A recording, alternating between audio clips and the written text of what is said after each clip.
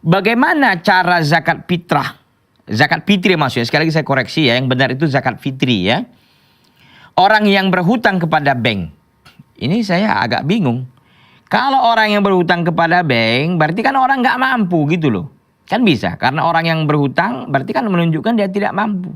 Ya, apalagi kepada bank umpamanya. Tetapi kalau seandainya umpamanya dia berhutang, ya, karena memang waktunya umpamanya dia tidak tidak ada uang tapi harta yang lain masih banyak umpamanya. Ya wajib kepada dia membayarkan zakat fitri. Ini kan nggak ada kaitannya dia berhutang kepada bank untuk bayar zakat fitri. Kalau yang saya pahami dari pertanyaan ini, bagaimana cara zakat fitri orang yang berhutang kepada bank? Tapi kalau maksudnya dia berhutang kepada bank lalu dia membayarkan dengan zakat, itu tidak dibenarkan.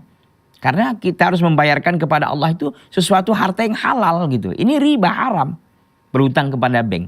Kecuali ini kan bank ya, kepada bank. Kecuali berhutang kepada bank Thayyib, itu soal lain ya. Bank Thayyib, bank Ariga itu boleh kalau bank. Tapi kalau bank konvensional jangan ya.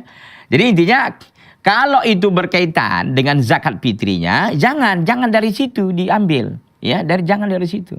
Jadi dari harta yang lain yang halal thayyiban gitu ya. Sesuatu yang baik kita berikan kepada Allah Subhanahu wa taala. Itu maksudnya kalau orang ini memang ada uang ya, ada harta yang lain tapi dia tidak punya uang apa saja barangkali, uang cash gitu ya. Jangan dilakukan dari situ, ambil dari harta yang lain untuk diberikan kepada zakat fitri ini ya. Makanan pokok lah yang dikeluarkannya ya, bukan dengan uang. Itu yang paling kuat ya. Pendapat paling kuat bahwa zakat fitri dibayarkan dari makanan pokok yang kita makan ya. Wallahu taala alam.